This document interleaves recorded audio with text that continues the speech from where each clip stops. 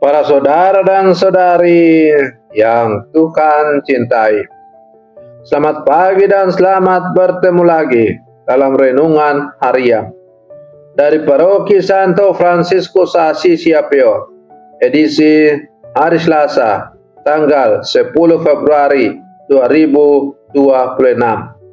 Hari ini Gereja Semesta memperingati peringatan wajib Santa Scholastica Perawan.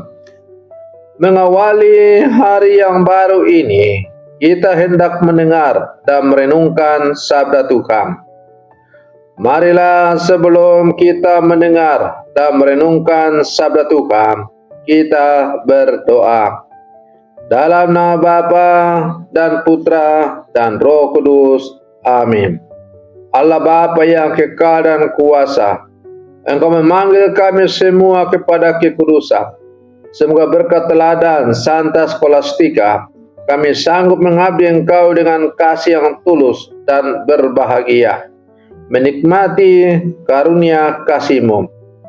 Bersabdalah ya Tuhan, kami siap mendengarkan. Terpujilah Engkau Bapa, Putra dan Roh Kudus, kini dan sepanjang segala masa. Amin. Para saudara dan saudari yang Tuhan cintai, sabda Tuhan yang hendak kita dengar dan kita renungkan untuk mengawali hari yang baru ini diambil dari Injil Markus pasal 7 ayat 1 sampai 13. Tuhan bersamamu. Inilah Injil suci menurut Markus. Pada satu hari, serombongan orang Farisi dan beberapa ahli Taurat dari Yerusalem datang menemui Yesus. Mereka melihat beberapa murid Yesus makan dengan tangan najis, yaitu dengan tangan yang tidak dibasuh. Sebab orang-orang Farisi, seperti orang-orang Yahudi lainnya, tidak makan tanpa membasuh tangan lebih dahulu, karena mereka berpegang pada adat istiadat nenek moyang mereka.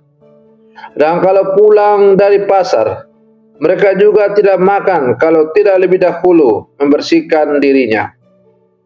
Masih banyak lain lagi yang mereka pegang, umpamanya hal mencuci cawan, kendi, dan berkakas tembaga.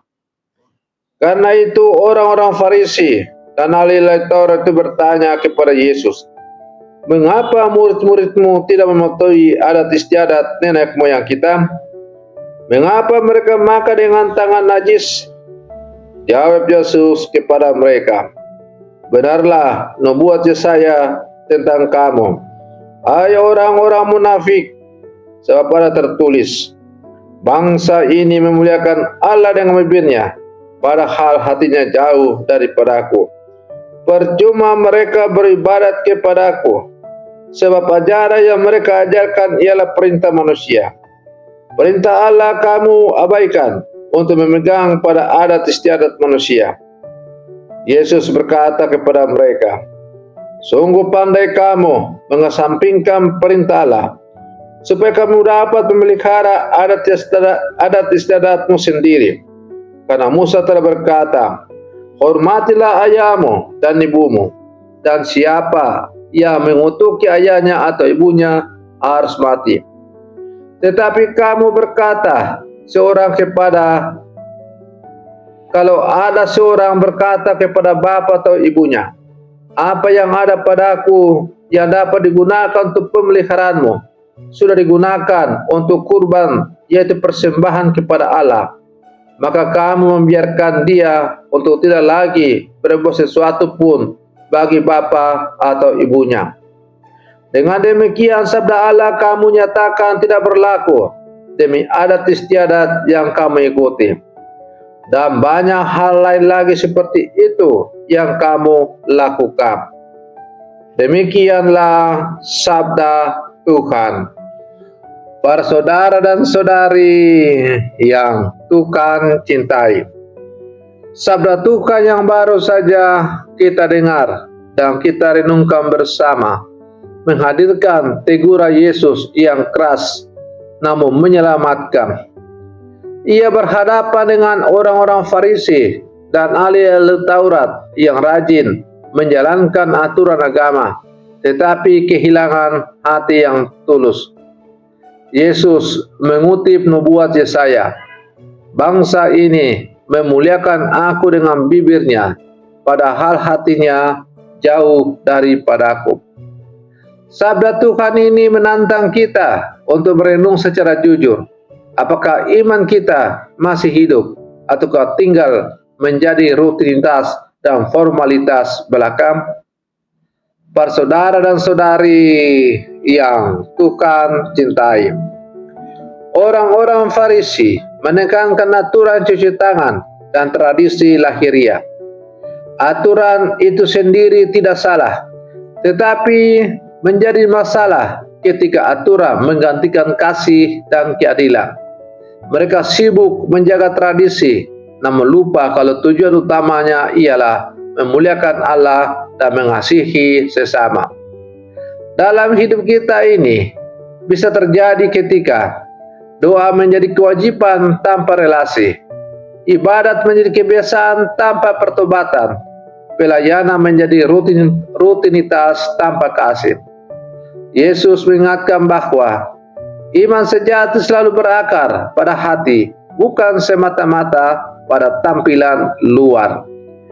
Para saudara dan saudari yang Tuhan cintai, Yesus menegur praktek korban yang dijadikan alasan untuk mengabaikan tanggung jawab kepada orang tua.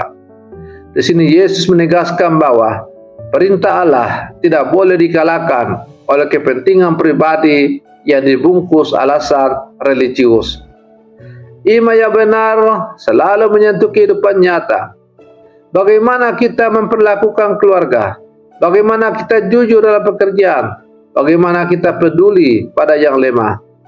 Jika iman tidak mengubah sikap hidup kita, maka iman itu kehilangan daya. Yesus tidak menolak tradisi, tetapi yang menuntut pembaharuan dari dalam, yang mengajak kita untuk memeriksa kembali motivasi dan arah hidup rohani kita. Pembaharuan iman dimulai ketika berani bertanya, apakah saya sungguh mengasihi Tuhan atau hanya menjalankan kebiasaan agama? Pertanyaan ini bukan untuk menyalahkan, melainkan untuk memurnikan iman kita. Para saudara dan saudari yang Tuhan cintai, melalui bacaan Injil hari ini, Yesus mengajak kita untuk kembali pada inti iman, hati yang dekat dengan Allah dan hidup yang mencerminkan kasih-Nya.